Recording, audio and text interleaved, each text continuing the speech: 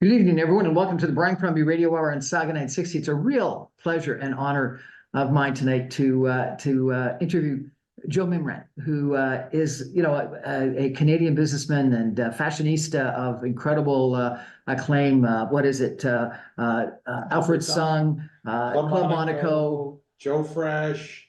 We now have Tilly, Kip Mace, and the toy business, Mastermind. It's unbelievable. The businesses that you've spawned and you've created and you've financed and you've developed and you've managed over the years. So it's a real pleasure to meet with you tonight. And so thank you very much. So tell me, what's the secret of your success in not just the Canadian fashion business, but in business generally?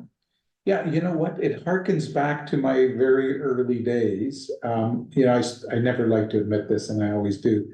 I started off as an accountant and a CPA, but my real love was the creative.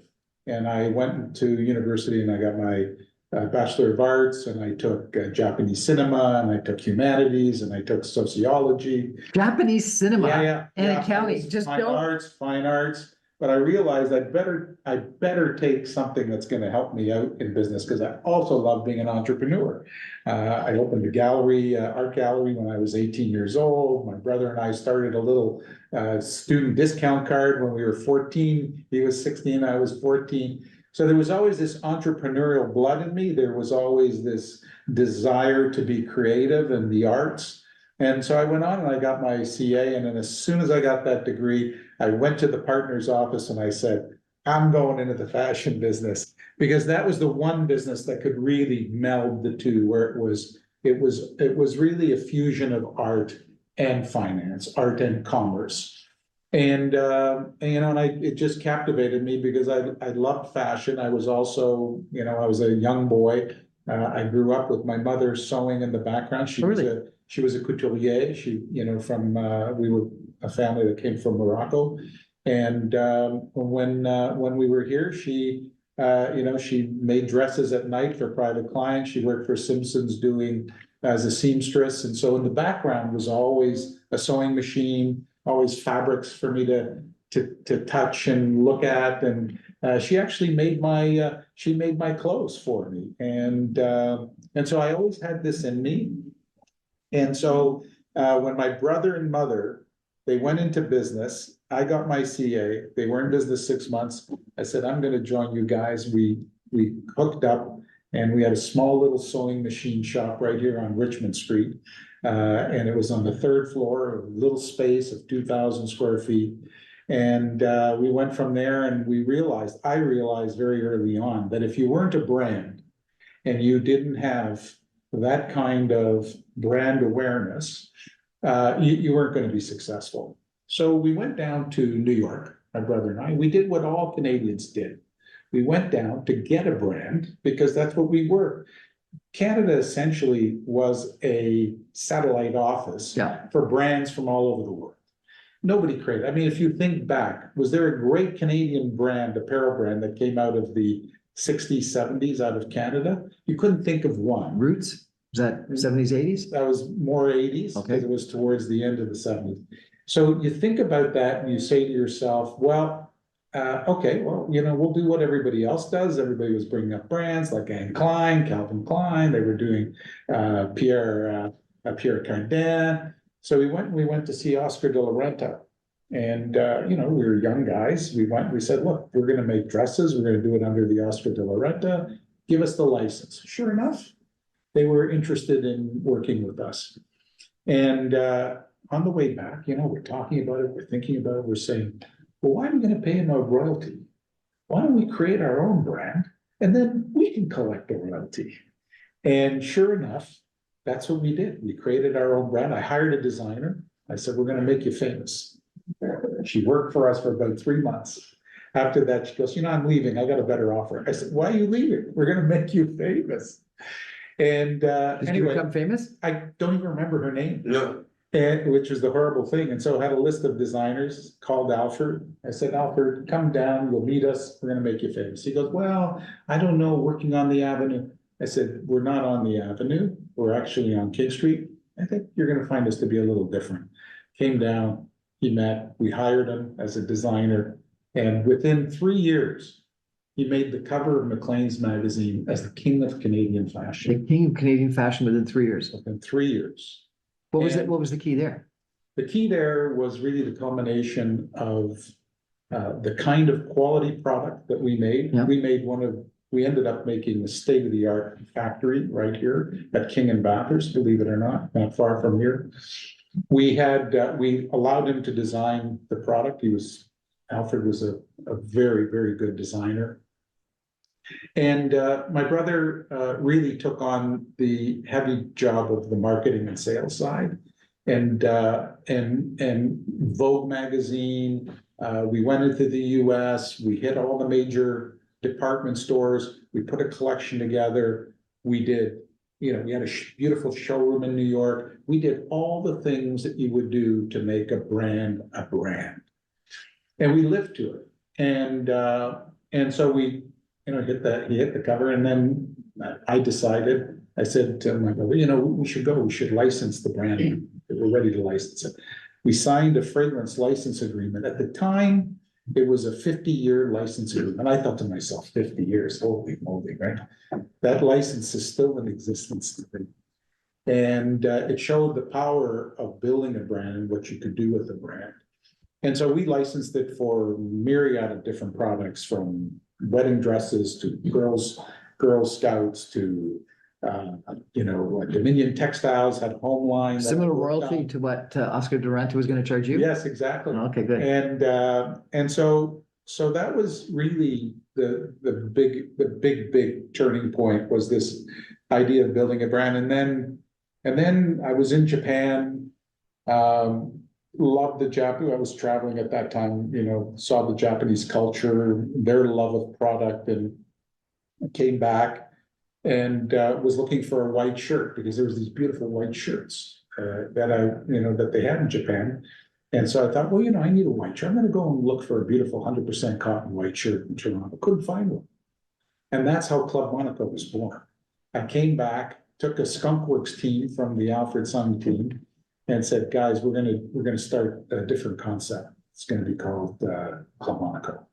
And here's the funny thing: everybody credits us for going into vertical retailing, but it wasn't. Vertical retailing came about because we thought we were going to sell the line wholesale.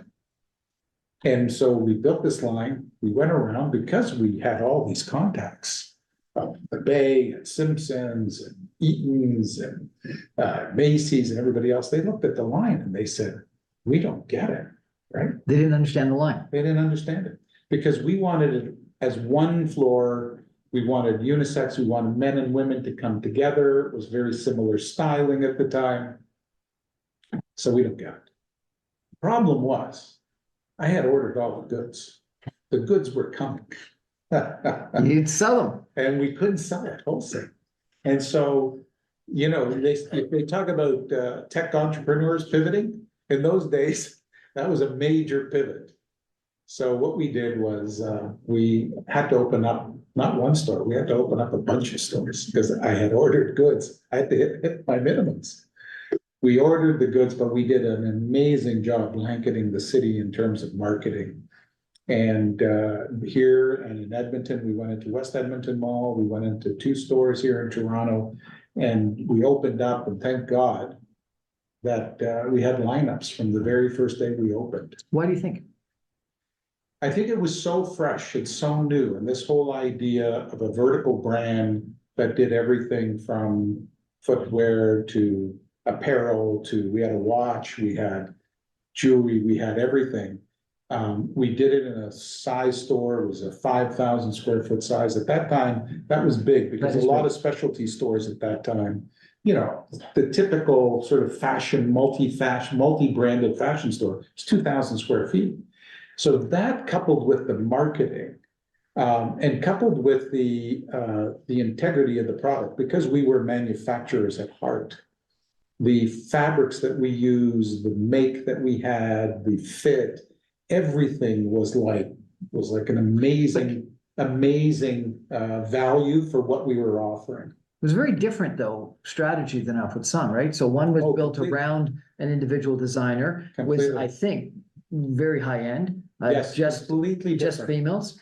And here you had you didn't have the designer as part of the brand. It was just a name that you came up with. Yeah, And it was not nearly as high end, and it was unisex, which I forgot about, but Yeah. very Yeah. different kind of strategies. yeah. How very can different. one individual come up with two very, often people will do the same strategy over and over again? Yeah, I think part of it is understanding the market, understanding where there's a seam in the market, where there's an opportunity, and then filling that with the proper product at the right time. And that is part of what this industry is really about, right? It was like Joe Fresh. When I started Joe Fresh, everybody, all my friends, I just sold Club Monaco to Ralph Lauren, right? I mean, this was like, we were on Fifth Avenue. We were the cats and meow because we had stores, in Asia, Japan, Korea, US. People knew us from all around the world. And then all of a sudden, Joe, you're gonna make goods for a grocery store, for a food store. What are you doing, right? I said, no, I think this is gonna work. I think this could be a good idea. This needs to be here. We need to offer this opening price point customer better value, a better assortment. We don't want to talk down to them. We want to market it like a brand. We want to do all these things. And, the amazing part was the partnership with Loblaws because they understood it. They gave me I had carte blanche in terms of everything that needed to be done. And that's really how that brand was successful. I had fashion shows. Who does a fashion show for a $14 average price point brand? I mean, the fashion show, the photographers we use, I went to New York to do the photography. I had the best models. I brought in models for the shows. And women responded, men responded. It was really quite a remarkable thing. We became number one in units and dollars within 5 years of launching the brand. Really? Yeah. Number one in Canada, Number one in Canada. in units of And dollars, at the time, in 5 years. That's amazing. it was amazing. And not only that, we were also one of the main reasons that a customer would choose to go to a Loblaws. Now, PC, obviously, huge. And then it was Joe Fresh because it distinguished the shopping experience. So why not have a little guilty pleasure? While you're Right. doing the groceries. Yeah, you go from the ice cream freezer to. I gotta tell you, I stop in and buy a shirt too often or something too often when I'm in Yeah. Loblaws. There's no Yeah. question. And so I think it's understanding those things. And, to a great extent, you can say there's a little bit of luck involved in all of these things, but I think integrity of product, integrity of brand, the desire to make things with a creativity and bring creative people into your orbit and to respect that creativity, to understand that creativity, to work, to enjoy it. Did you become the brand with Joe Fresh? Yes, I did. And I did that. Normally I was sort of the guy behind the curtain, because that's where I was most comfortable. But I knew that because of the notoriety I'd gotten from the Club Monaco days, that the press would consider the brand much more seriously if I attached my name to it.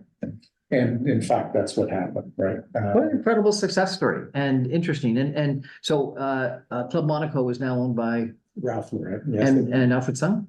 Albert Sung is still owned by my brother and his family, and that I sold him my shares when his kids got involved in the business, and they're doing, they're continuing the legacy and doing a great job. And Joe Fresh?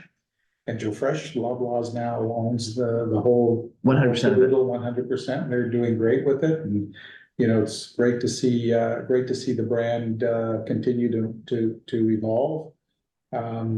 And you're And off. I keep moving on, and You're onto some other stuff that we're going to yeah, chat well, about. you know what But we're happened? going to take a break first, if that's okay. Yeah, sure. We got to put in some messages for some other Yeah, people as by well. all means. So we're going to be back in just 2 minutes and chat a little bit about Tilly Hats and about Mastermind and about some other private equity kind of investments that you've made of late. Yeah. Stay with us, everyone. Back in just 2 minutes. What a great story.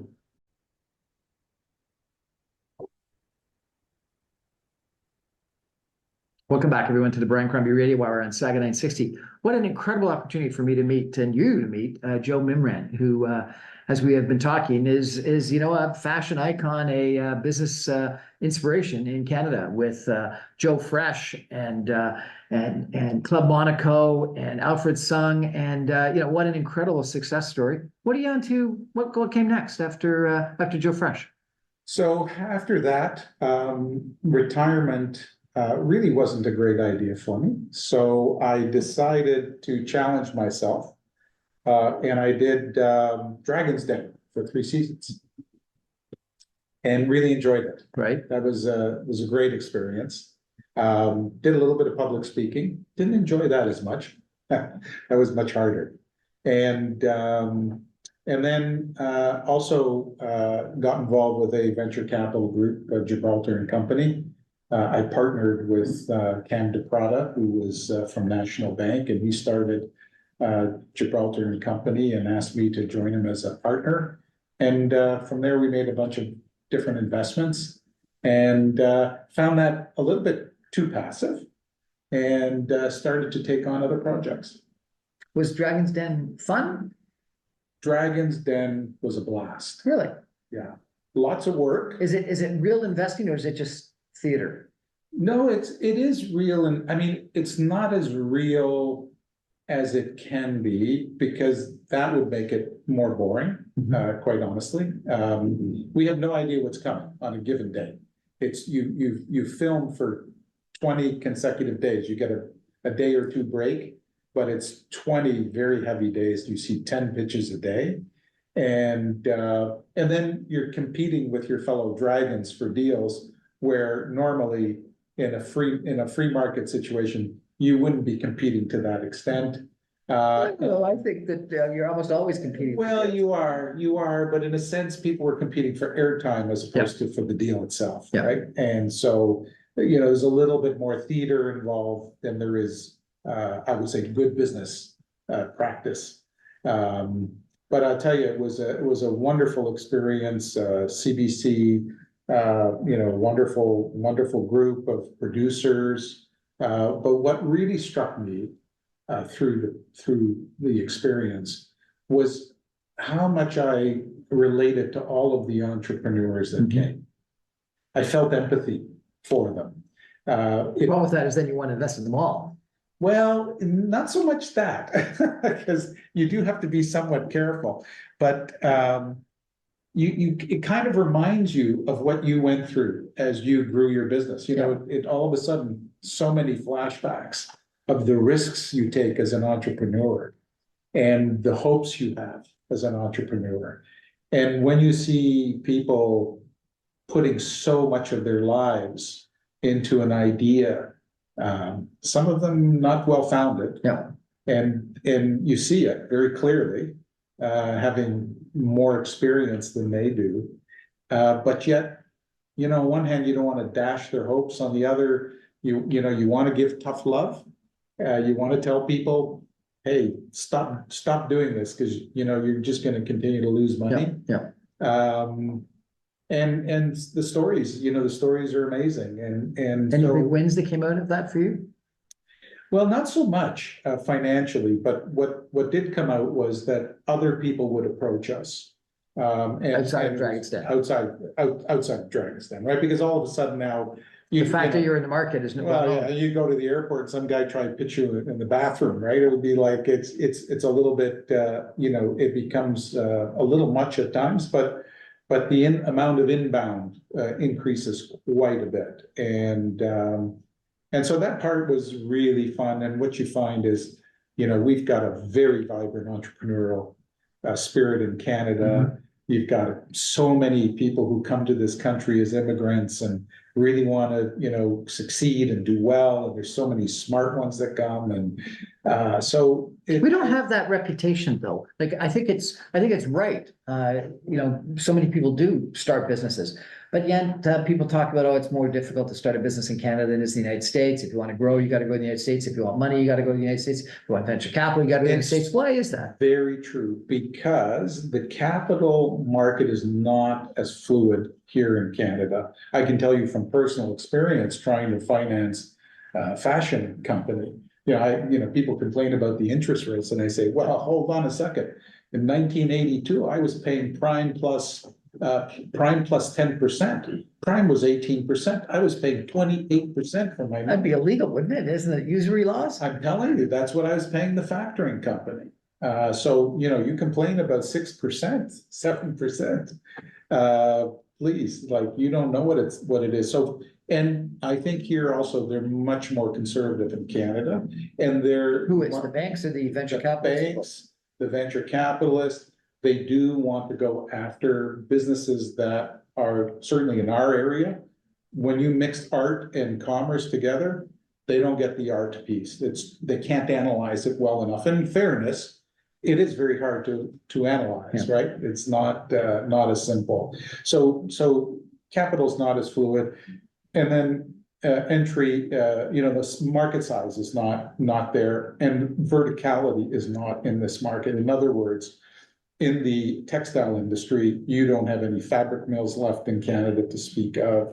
You don't have any support on findings and all of the notions you need to build a garment. You don't have the engineers here. So it's very, very difficult to start. And you don't have the international press here.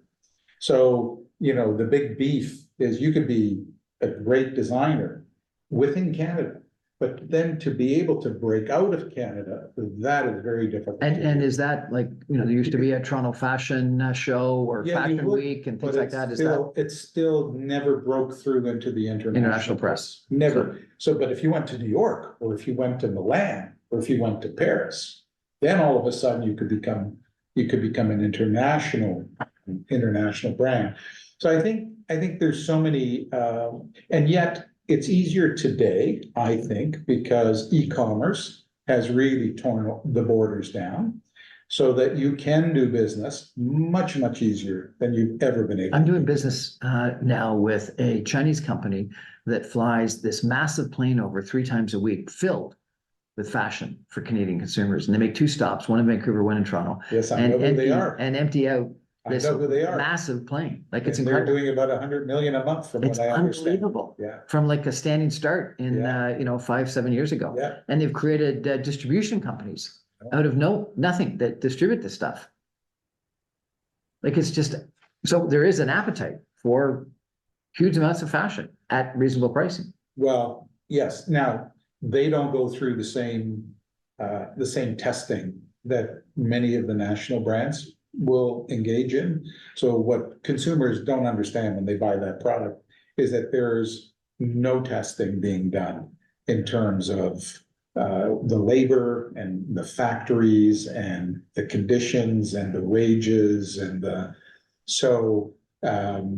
reason they can deliver those prices is that, and that should be something that Is of concern.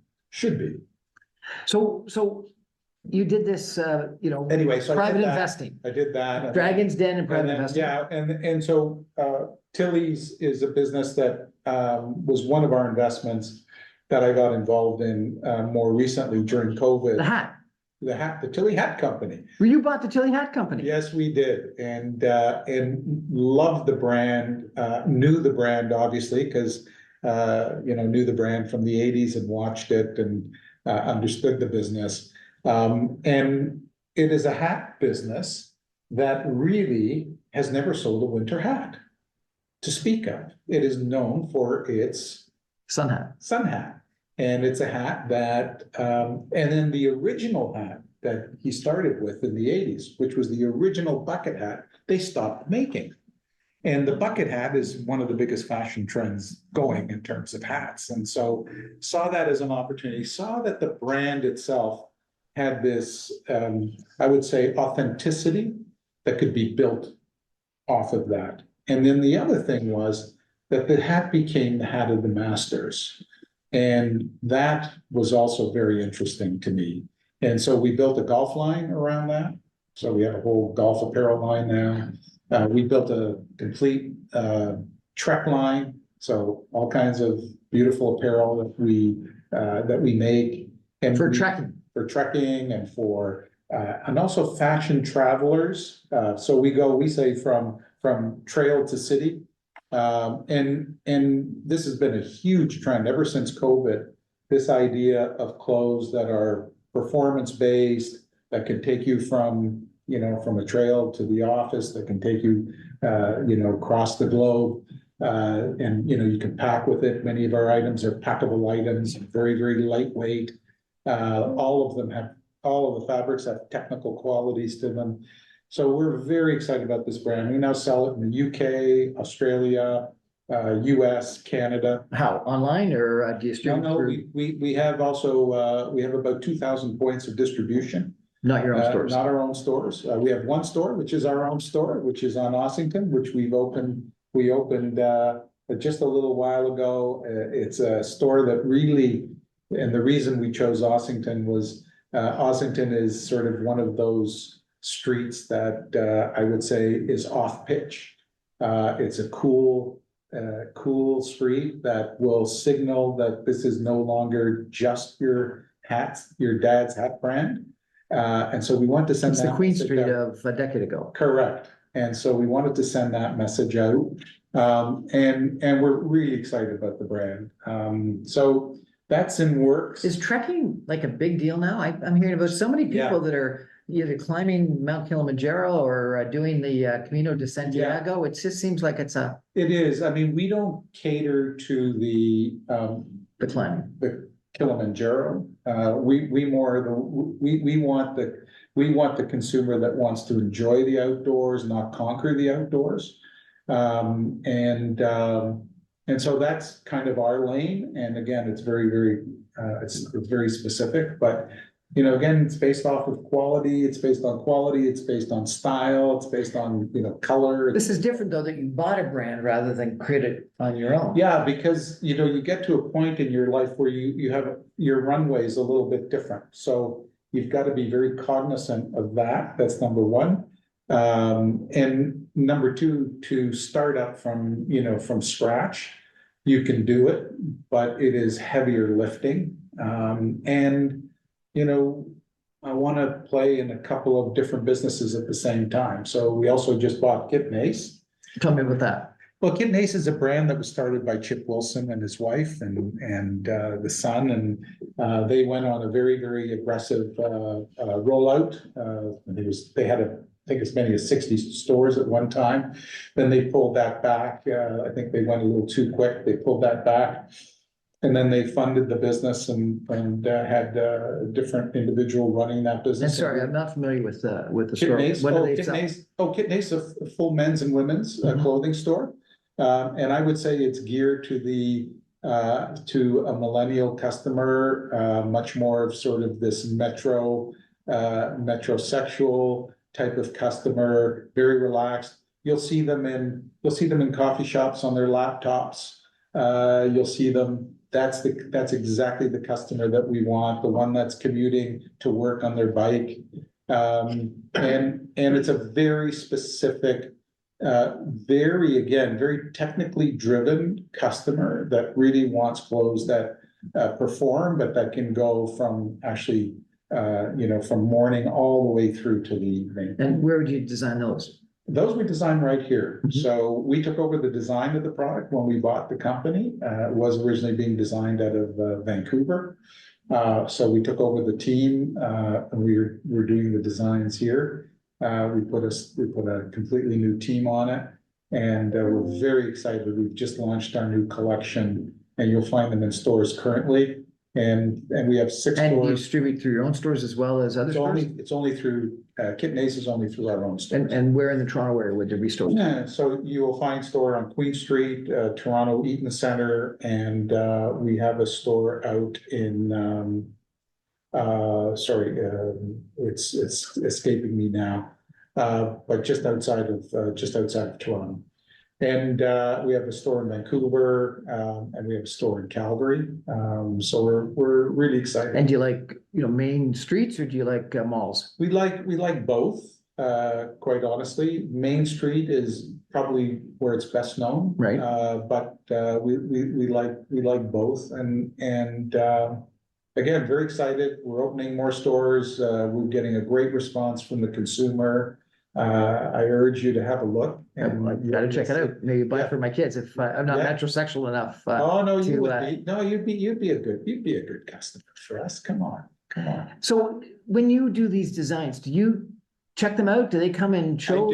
I Yeah? do. One of the things that I get very involved in is the product itself. Right. So, the designers all present product to me.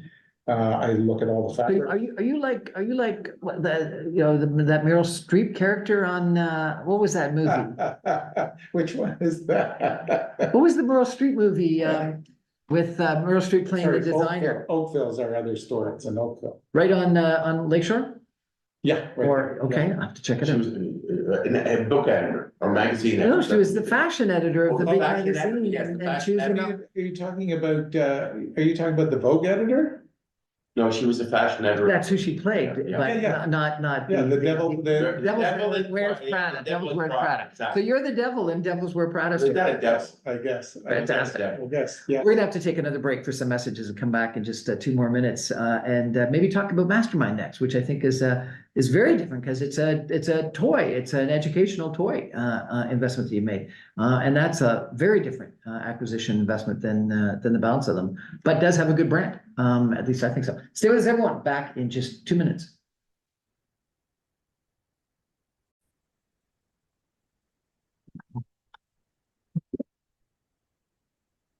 Welcome back, everyone, to the Brian Crombie Radio Hour on Saga 960. I'm chatting tonight with Joe Mimram, who is, as we've talked about, just an icon in the Canadian business community. With Alfred Sung, with Club Monaco, with Joe Fresh, with Tilly Hats, and what was it, Kit Nace. Kit Nace. Got to check that one out. And now you've invested in Mastermind, which is a educational toy retailer. Why that acquisition? Yeah, that's an interesting question. A lot of people have asked why I ventured into toys of all things. And again, it gets back to the sort of the theme, which is branding. At the end of the day, Mastermind is again, it was created in the mid-80s, 84 to be exact, and has tremendous brand awareness. In fact, what I found amazing, after I had announced that we had purchased that brand, I got more people coming up to me and talking to me about Mastermind than probably almost any other brand that we purchased recently. And I find that that is a testament to that brand. I also love what it represents, which is, this ability to educate through play. And I believe that the company had lost its way a little bit in achieving that. It has a I've very gone what, to more play, less education? It had gone to more a commercial approach to play in hopes of driving Traffic. more business. And I think e-commerce, I also think coming out of COVID was very difficult, right? Because COVID was very good for e-commerce players, particularly in the toy business, and pick up at store, which they did a good job with. And then their business sort of tapered off. But I also think that business needs to reset with their original mandate, which was how to educate through play. And the Mastermind has so much potential as a brand and its various offshoots. The other thing is that we have a line called Rise Little Earthling, which is a baby toddler line, which we haven't spoken about, which we were selling to Toys R Us. Then we moved the brand to, and was doing incredibly well there. And then we moved the brand to Hudson's Bay, where it's sold right now. And it is baby toddler. And we thought, wouldn't that be perfect within a Mastermind? So these are store as clothes. well? These are clothes. That you're gonna add into Mastermind. And very small section, and offer to the customer. It would help smooth out, first of all, the toy business is notorious for being a fourth quarter business. And so that's a lot of the heartburn that toy retailers have, is the fact that it's so dependent on that last quarter. So bring in something that would help move that along. That's number one. Number two, it had a distribution center that was 95,000 square feet, which was only being used at full capacity 2 months of the year.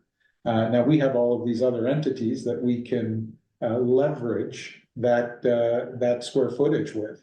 And so we thought there was some synergies that we could bring to the table when we bought that asset. They also have a fantastic email list of more than 600,000. Now, is Mastermind just Canadian, It is just Canada. right?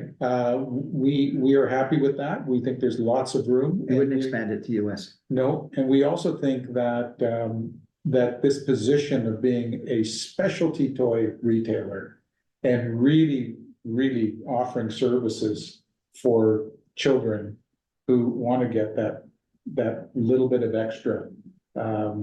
Why not a Mastermind Academy? Why not, there's a whole bunch of things that we're looking at as part of our 3-year plan to take the brand and really, really turbocharge it. Really, excellent. Yeah, so we're very excited about it. Now, from a competitive landscape standpoint, Toys R Us has had some challenges. They closed down in the United States and closed some stores in Canada. So is that good for you? Well, Toys R Us, I think, is a little bit more mass. Yeah. And I would say that they compete more with a Amazon, Walmart. And again, what we do is we're very specialized. And we want to keep that specialized nature, and we want to offer each community that we're in, that bring your child in. So your career has been almost all in fashion. Yes. How do you bridge the gap to now Well, toys? Yeah, because a lot of people don't know this, but when I was working with the Loblaws group, I actually was doing all of their home products and all of their general merchandise. Oh, really? Okay. So I did everything other than food and pharmacy, but everything else I was responsible for. And so I have a lot of experience there. I have experience on the textile side as well, and through the licensing, I got to touch a lot of different businesses. So I think it's also retail at the end of the day, and brands. Retail and brands. And so I think I can make believe. Let me ask you a few questions if I could about the industry. So, you've worked with Loblaws. These Loblaws stores are getting bigger. Real Canadian Superstore is massive. Walmarts are getting massive and adding food. And at the same time, at the other end, department stores are ceasing to exist. Eaton's, Sears, Simpson's, Hudson's Bay, they seem to have, not, if not all gone, a lot of them have gone gone. What's the future of retailing? Is it going to be the big Walmarts, Costco's, or is it going to be the specialty stores like you've described? Yeah, I think specialty stores will continue to perform. You can see the malls now, if you want to try and find space in the better malls and the, AAA and A malls, you won't find that much extra space available. People do want to get back into stores. E-commerce has fallen off. So e-commerce was up to, almost 20% of all retail sales. It was like 17, 18%. And now it's back down to what, 13 to 15%? Correct. And that I'm seeing across the board in all the business I'm involved in. You're seeing really that, across the board. Yeah, you're seeing that pullback. Now, you can do things for your own specific business to improve that. I wouldn't say that all businesses are experiencing that, but in general, there's been a pullback. And that is because people are migrating more to stores, and they're realizing they're getting a very different experience. E-commerce is going to be around forever. It is it's an amazing way to shop. Is there a connection between the two? My God, yes. It's omni-channel is absolutely the buzzword that's been used for the last 5 years. You've got to have a full omni-channel experience so that you give that customer whatever they're seeing online is what they're gonna get that experience in store, and vice versa. I've heard that when people return, they buy more in store than they brought back for the return. Listen, you should treat every time you interface with a customer, you should treat that as an opportunity to sell your brand, sell your product. Even if you don't sell them a product, make an impression. Make them a true believer in what you're doing. It is retail is detail. It is a contact sport. If you're not out there constantly driving, constantly innovating, you will lose. What about the malls versus Main Street? location. You're Street in the location. Eden Center. Yeah. You're on Queen Street, and you're on Lakeshore in Oakville. I would have thought you would have been in the Yeah. Oakville Mall. So Yeah. why the Main Street? Main Street is a different beast. Main Street will give you street cred in a certain way. It's a different type of shopper that will frequent the street location versus the mall. Having said that, being in Canada, where weather is a big issue, the malls it's a pretty good place to be in the month of December, that's for sure. But in the summertime, you get exposure. It's a billboard, so you get that exposure that you won't get in the mall to all of the traffic that's driving. Main Center is primarily tourist oriented, I would have thought. Very tourist. I would have thought Yorkdale or Sherwood would have been better for you. Well, Yorkdale, you have to understand how expensive Yorkdale is. Yorkdale is, and it's become a luxury mall. Yorkdale is now, if you see what Louis Vuitton is doing within Yorkdale, it's absolutely incredible. And all of the Louis Vuitton brands and the kind of numbers that they're pushing out are just phenomenal. But the rents, are equally as phenomenal. I looked at a store on Madison Avenue in Manhattan, and the rent per month was the same as, the rent per month was the same as the rent per year in some facilities in Toronto. Yeah. It was just unbelievable. Yeah. Well, listen, many of the big brands are buying now their buildings on Fifth Avenue. The buildings that they're located in, Prada just, bought a whole building. I mean, they are investing in street locations, and they will continue to do so. I think it will continue to be the trend. Obviously, the big box retailers had a leg up during COVID. The fact that the government allowed the big box retailers to remain open, and that's the one thing that I felt was very unfair to small entrepreneurs. I thought that was just a horrible thing, and a horrible decision, quite honestly. I agree completely with that. Canada's a pipsqueak in the world economy. Can you be successful with a fashion brand just in Canada? Just in Canada, yes, absolutely, absolutely. I mean, you don't think that we all want to, wear what's being advertised and worn in Manhattan or San Francisco or LA or Paris or Milan? No, I think that was more true. I do think there is this notion. First of all, here's the thing. You have to be able to compete against international brands. Right.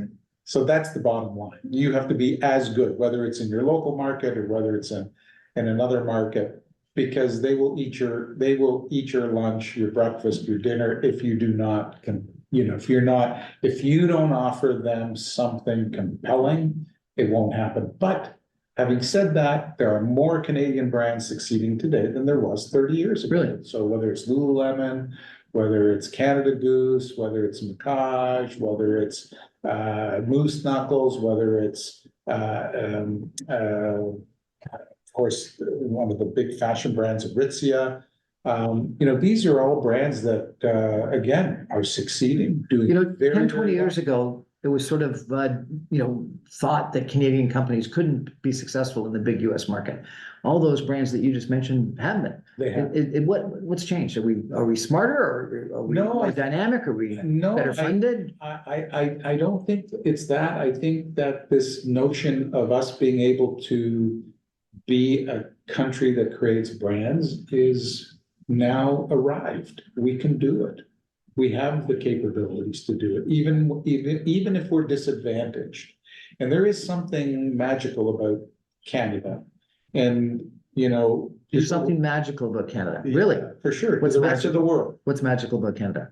Well, our outdoors, our way of life, the fact that we're liked everywhere we go. We have a very envious country. And I think that will come out in the brands that we create. And the people we have, we have a society that works in spite of all. Wasn't the guy that did all the different people that come from all over the world. I Am Canadian speech called Joe? Wasn't he Joe too? Not only you devils wear Prada, you're the I Am Canadian Joe speaker. Fantastic. Yeah. Thank you very much, Brian. You've lived and worked an incredible life, an incredible career. I'm going to take a break for some messages, and I'm going to ask you when we come back if you can sort of give some lessons learned or some suggestions to people that are just thinking about starting out their entrepreneurial careers or their business careers or their fashion investments or something like that. Be happy to do We're that. going to be back in just 2 minutes. Stay with us, everyone, and we'll be back with some concluding comments in 2 minutes. Promoting. Welcome back, everyone, to the Brian Crombie Radio Hour on Saga 960. Joe Mimram has been my guest tonight, and we've talked about his career in fashion and now in toys, educational toys, that is, with Mastermind. And we've talked about Alfred Sung, we've talked about Club Monaco, we've talked about Joe Fresh, we've talked about Tilly Hats, we've talked about the one Kid Days, the one I can't remember that's for millennials. That's why it's irrelevant to me, because I just can't be metrosexual enough. I'll have to try. I have to go check it out on Lakeshore in Oakville. Joe, I wonder if you could think about, your career, your life, frankly, and people that are listening tonight, thinking about, following in your footsteps or starting an entrepreneurial venture or going to pitch a VC idea or, just starting out in business, and thinking about fashion versus arts versus toys versus factories versus accounting. What suggestions do you have for us about, what we should be thinking about doing to be successful in life? I think it's really important to understand what you don't know. I think that's really important, because if you're going to go and pitch, make sure you understand the financial side of the business. And if you don't understand that financial side, get a partner that will help you, either a partner that becomes an equity partner or a partner that is a professional that can help you achieve that presentation. Nothing is worse than coming to a presentation and being totally unprepared. And so I think, one, think about that. Two, make sure you're passionate about what you do, because being an entrepreneur is not easy. You've got to be able to take on the risk. And if you don't have the stomach or I would say the character to assume risk, you shouldn't do it. Don't go out and put yourself into this really uncomfortable position, because you will not be a happy individual. I see a lot of entrepreneurs who come to me and, they've got an idea or they've been in business for a few years. And I said, well, are you ready to take the risk on? Because you're going to have to take risk on. And Did you mortgage your house? Did you have to do some of those typical things? I mortgaged my house. I remember one episode on Dragon's Den when somebody had mentioned, one of the presenters who was looking for capital said that they had mortgaged their house. And the other dragons jumped on him and said, how dare you do that to your family? How dare you put them all at risk like that? And I was quiet. I didn't know what to say, because I had done the exact same thing. And then I got mad and I said, no, you have to sometimes take on very uncomfortable risk to get to that next level in society, right? Otherwise you won't get there, right? And so that's all part of being an entrepreneur. And don't be afraid to fail. I say fail fast, right? And fail forward. And that is something that you should think about doing, because just sitting and waiting and doing too many, studying something for too long, in this fast-paced world, it's never going to happen. Get up off your seat, go out there, meet people, say hello to people, shake hands, talk to people, and get yourself going. And you've got to be self-motivated. If you're not self-motivated, again, you will never be good as an entrepreneur. No guts, no glory. You also, I think, have been very successful building brands. And, lots of people try to build brands, but you built them with resilience and brand equity. What's the secret to building a brand that people remember? Integrity. What do you mean by integrity? It's integrity of product. It's integrity of the message. It's being able to communicate that message very, very clearly, so that everybody that is involved in building that brand with you, because it is not, you don't do it's not a solo expedition. This is an expedition where you've got all kinds of people who are involved in the process. And so you've got to be able to communicate that very clearly, so that they can carry that banner. They can wave that brand flag in the exact same way. and that the message is very, very I think there's consistent. a real key there is that some people, think of a brand just as a name, and a brand really has to stand for something, it has to have a message, it has to have it has to say something to people when they think of Alfred Son or Club Monaco. It has an image in their brain of what it stands for and what Absolutely. the message is. The other thing is that you've been very proud of your Canadian roots and Canada, and I think that that's been something that people have looked up to you in that regard. Is that important to you? Oh, very much so. Listen, this is a country that has offered us all kinds of opportunities. And, the education system, the social system, the fact that we live in such harmony is something that we take for granted. When you see what's going on around the world, and we live in this bubble of I'm not going to say complacency, because I don't think it is, but certainly of harmony. I think we should be very, very proud of that. What about men's fashion? I'm wearing a jacket, no ties. Are ties done? Are suits done? I think ties are still there for occasions. I still think it looks very smart when somebody wears a tie, but there's no question that it's becoming more and more relaxed. I often akin fashion. It is sociological.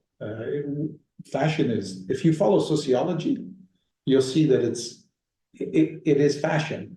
And this trend of, for example, of us wearing hoodies and t-shirts, sneakers and all of that came all out of this trend to be healthier, to exercise, to go on. If you look at long-term trends, it will guide you in terms of how people dress, what they're wearing, and this, like you talk about trekking, getting outdoors, this whole notion of being outdoors was all brought on by COVID. It was a societal thing that influences fashion. Fashion doesn't influence, you have to be a bit of a reader of what's going on in society in order to interpret it in a way that starts to work for the But does consumer. the suit make the man? Because I feel different when I'm wearing a jacket. I still think that tailored clothing is beautiful and it really does shape a person. And I think for formal occasions and for certain business occasions, I still think it's a wonderful thing. But the number of people wearing tailored clothing is fewer, and for fewer occasions, but still a very big business. And it's still an important element of a man's wardrobe. In the 1950s, every man wore a hat. Are hats coming back? Yes, hats are back. Luckily. What an incredible opportunity to meet you, sir. I really Thank you. appreciate it. If people want to check out your current brands, they all have different websites, I presume, that Yes, they people do. go to. Tell us some of the websites if you could. Well, you've got Tilley, TILLEY.ca. Please visit and have a look and see what we're doing. Kitnace, KITANDACE.com, and have a look there and you'll see what we're doing. And of course, mastermind.com. What a great pleasure to meet you, sir. Thank you very much for joining us. We appreciate it. Much. That's our show for tonight. Thank you all for joining us. I remind you, I'm on every Monday through Friday at 6 o'clock on 960 AM. You can stream me online, even from downtown Toronto, where we are right now, at www.saga960am.ca. All my podcasts and videocasts are on my website, briancrombie.com, and go up on social media, including my YouTube channel, which please subscribe for as soon as the radio show broadcasts. Thanks again. Good night, everybody. We need a photo.